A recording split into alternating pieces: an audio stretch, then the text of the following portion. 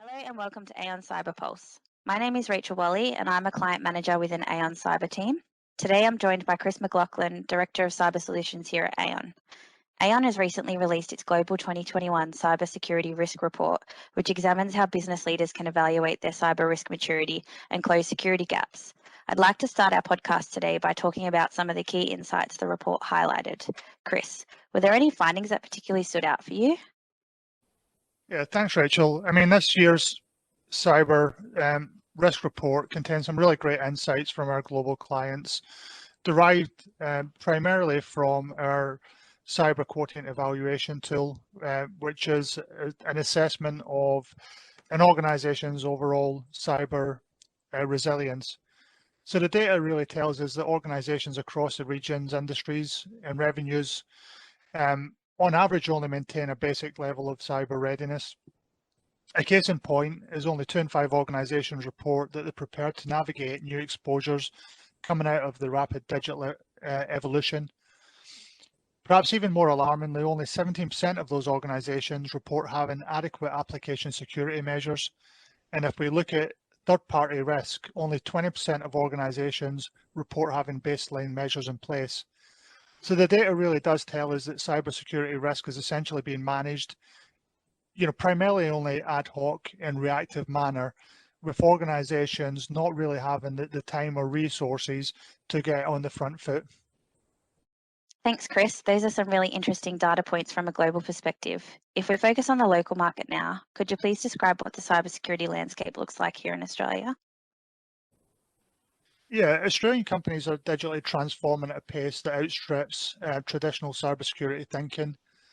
Majority of cyber threats Australian businesses face today are not new. However, COVID-19 has certainly intensified cyber risk. It has prompted significant increase in the deployment of digital technologies. And we see that across all industries and sectors and organizations of different sizes. In 2020, we saw hundreds of Australian businesses impacted by extortion attempts. And we're seeing these extortion attempts through ransomware being even more sophisticated than we have previously. So not just extortion through ransomware where systems and data are being encrypted, but also data exfiltration, DDoS, and a number of other attacks that put pressure on organizations to pay the ransom.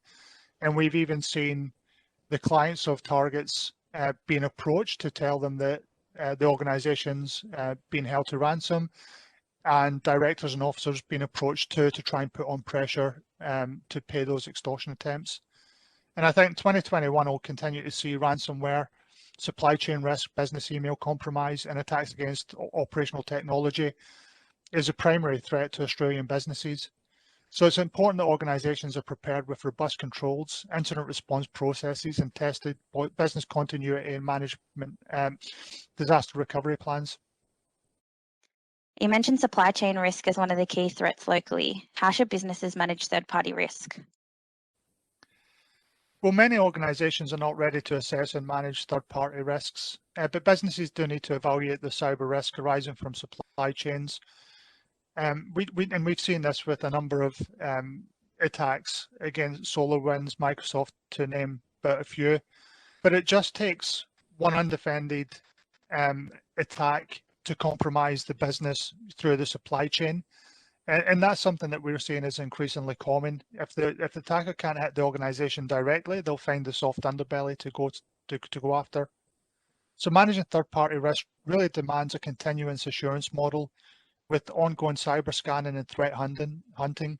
Organizations must also become prepared to respond and choose to the right incident response vendor. Quality varies, and insurers are demonstrating less flexibility in the use of non-paneled or pre-agreed vendors. And how does compliance and regulation factor into cyber risk for Australian businesses? Well, in 2020, Australian businesses wrestled with understanding if, when, and how they should invest in achieving compliance. It's complicated at best, and organizations navigating regulatory risk must be mindful that compliance doesn't always equate to good security, as the standards are set just as a baseline and not as a complete way to manage the organization's risk. Each organization is different in terms of their environment, their culture, in the way they approach cyber. Australian boards want their businesses to approach cyber as part of their overall enterprise risk management, and we've seen this through the conversations that we've had, with clients across the board. They're not only concerned about regulatory scrutiny, but they're also concerned about the increasing frequency and severity of the cyber risks that the organisations are facing. So if we bring it all together, what are the key things Australian businesses should consider when building a cyber risk approach? Well, I think it's essential that businesses prioritise business continuity planning and identify the cyber threats, mitigate risks as appropriate through best practices, and prepare to be ready for incidents anytime. Determining the security capabilities should not also be purely focused on the technologies and technical capabilities that are available. Analysing performance periodically against international standards and control frameworks will help to ensure adequate coverage when assessing cybersecurity programs, initiatives, and IT services. Thanks, Chris. That's all we have time for. A huge thank you for joining me today. To our listeners, I hope you found the insights Chris shared in this session helpful as you develop your own cyber risk approach. If you have any cyber-related queries, please don't hesitate to reach out to the team here at Aon.